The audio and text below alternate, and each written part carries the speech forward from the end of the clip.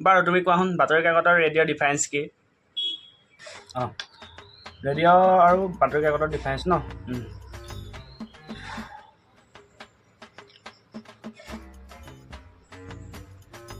পাৰিবানে নোৱাৰা? কি ভাবি আছা? পাৰিম ছাৰ, পানীকণ খাই ল'ব পাৰিমনে?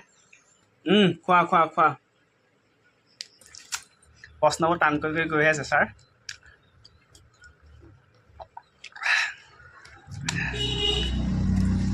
মানে ছাৰ প্ৰেক্টিকেলটো ক'ব লাগিব নে থিয়ৰিটো ক'ব লাগিব?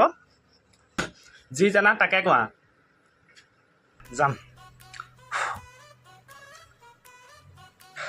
মই জনাত আৰু ছাৰ বাতৰি কাকত আৰু ৰেডিঅ'ৰ পাৰ্থক্যটো এইটো, তাৰমানে ডিফাৰেঞ্চটো